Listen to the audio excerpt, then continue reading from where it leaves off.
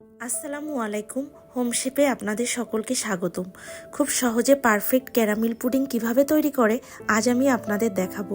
অল্প কিছু উপকরণে চুলায় টেস্টি পুডিং কিভাবে বানায় চলুন আর দেরি না করে এখনই দেখিয়ে দেই। প্রথমে আমি একটি প্যানে 800 গ্রাম লিকুইড মিল্ক জাল করে ঘন করে নিব। এবার এটি ঠান্ডা করার জন্য একটি সাইডে রেখে দিচ্ছি। এখন আমি ক্যারামেল তৈরি করব। যে পাত্রে আমি পুডিংটা সেট করব ওই পাত্রে 1.5 টেবিল চামচ চিনি ও 1 টেবিল চামচ পানি দিয়ে চুলায় মিডিয়াম আঁচে বসিয়ে দিতে হবে। আর কিছুই করতে হবে না, 3 থেকে 5 মিনিটের মধ্যে ক্যারামেলের সুন্দর কালার চলে আসবে। ক্যারামেলটা সেট হতে থাক, এর মধ্যে আমরা পুডিংটার কাস্টার্ড তৈরি করে নিই।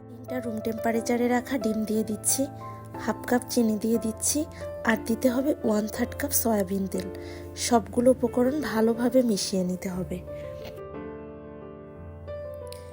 এ পর্যায়ে দিয়ে দেব ঘন করে জাল করে রাখা দুধ। আবারও সবগুলো উপকরণ ভালোভাবে মিশিয়ে নেব। দেখুন ক্যারামেলটা সুন্দরভাবে সেট হয়ে গেছে। এখন যেই ডিমের মিক্সিং বানিয়েছি সেটা পাত্রে দিয়ে দিচ্ছি। এবার চুলায় একটি হাঁড়ি বসিয়ে এর মধ্যে বসিয়ে দিচ্ছি একটা স্ট্যান্ড এবং পরিমাণ মতো পানি। এর উপর বসিয়ে দেব পুডিংয়ের পাত্রটি। ঢাকনা দিয়ে ঢেকে 30 থেকে 40 মিনিট এটা রান্না করে নিতে হবে। আমার লেগেছে 35 মিনিট। এখন এটাকে রুম টেম্পারেচারে এনে ফ্রিজে রাখতে হবে 3 ঘন্টা পর্যন্ত। এরপর পুডিংটা বের করে একটা ছুরির সাহায্যে চারপাশ ঘুরিয়ে সাইডগুলো একটু ছুটিয়ে নিতে হবে। এরপর উপরে একটা প্লেট দিয়ে এই পুডিংটা বের করে নেবেন।